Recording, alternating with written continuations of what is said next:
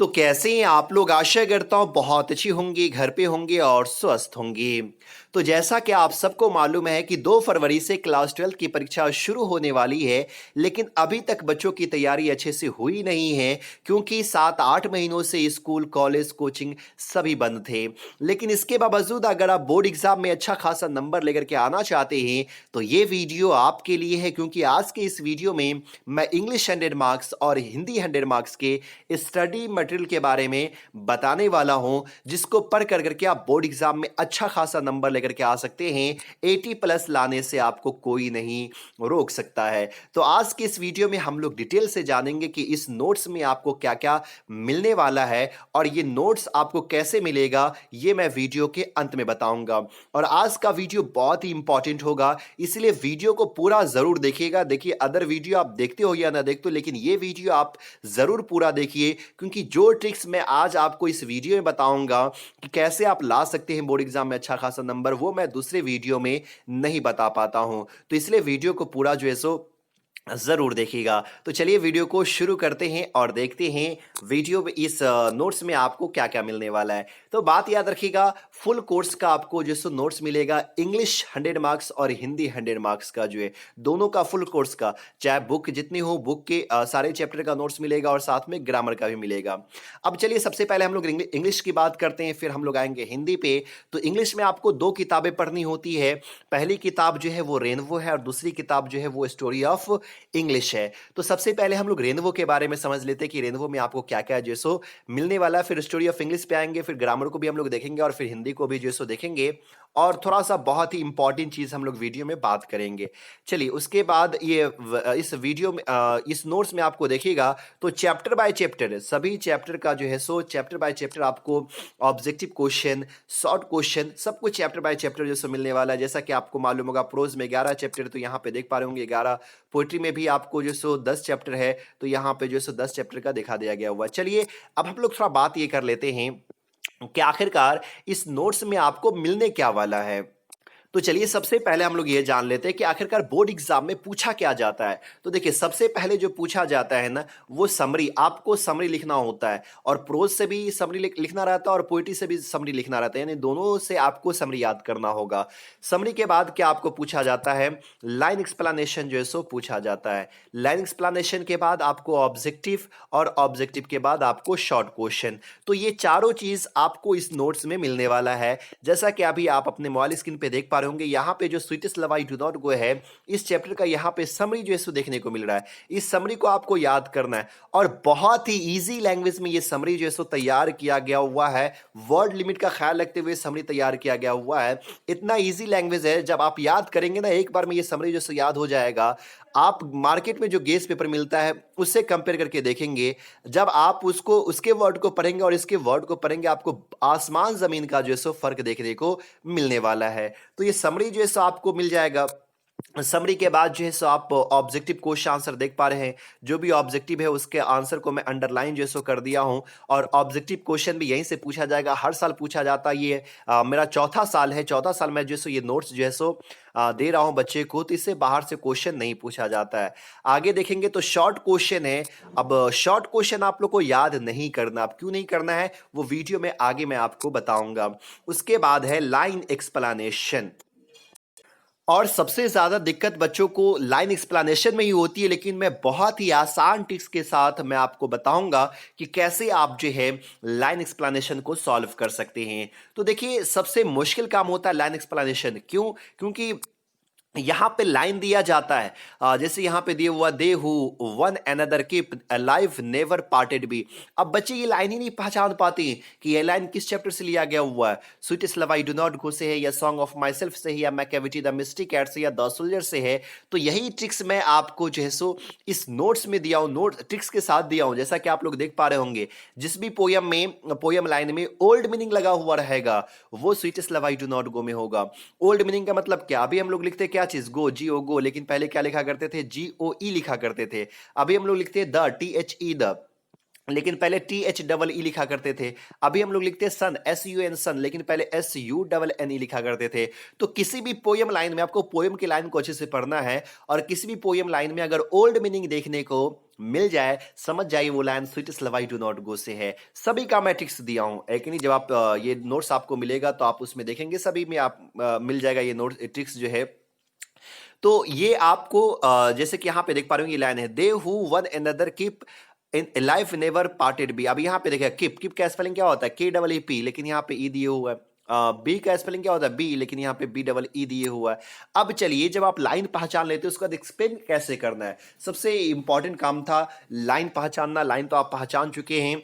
अब चलिए यहाँ पे जो है सो मैं दे दिया हूँ कैसे एक्सप्लेन करना है। तो देखिए, सब में यही आपको लिखना है, the given stanza has been taken from the poem. जिस पोयम से लिया गया वो उस पोयम का नाम लिख देंगे। अगर sweetest love I do not go से रहेगा, sweetest love I do not go लिख देंगे। सॉन्ग ऑफ माई सेल्फ से रहेगा, सॉन्ग ऑफ माई सेल्फ लिख देंगे। एन एपिटाफ से रहेगा, एन एपिटाफ लिख देंगे।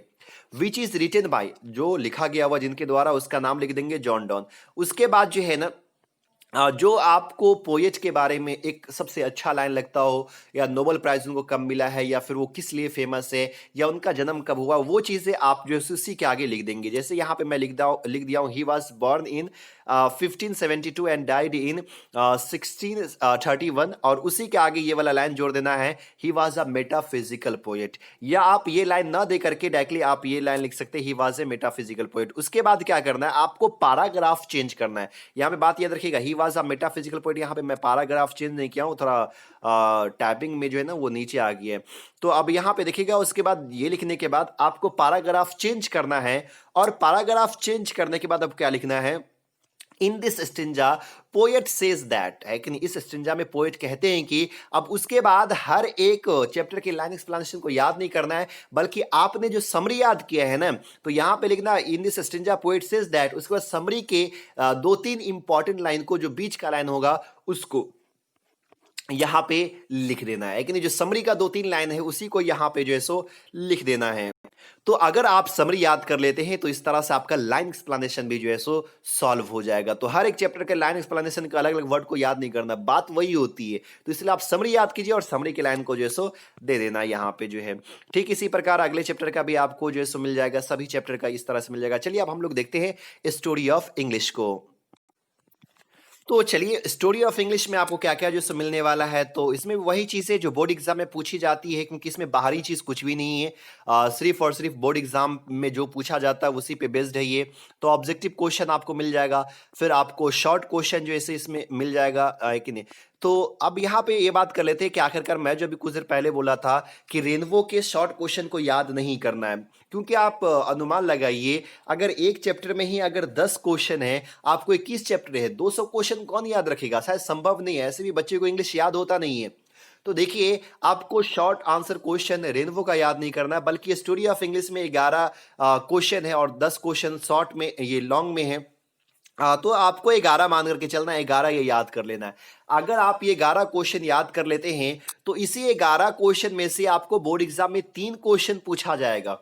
तो 3 क्वेश्चन तो सिर्फ 11 याद करने से आपका सॉल्व हो रहा है। उसके बाद बचा 2 क्वेश्चन, क्योंकि आपको 5 शॉर्ट क्वेश्चन जो सॉल्व करना है, तो आपको 10 ऑप्शन दिया जाता है। 10 में 3 तो ऐसा ही सॉल्व हो गया, बचा है 2, यानी कि 7 में से 2 का सॉल्व करना है। अब ये बताइए, 2 के लिए आप जो इतनी सारे क्वेश्चन को याद करेंगे जो संभव नहीं है।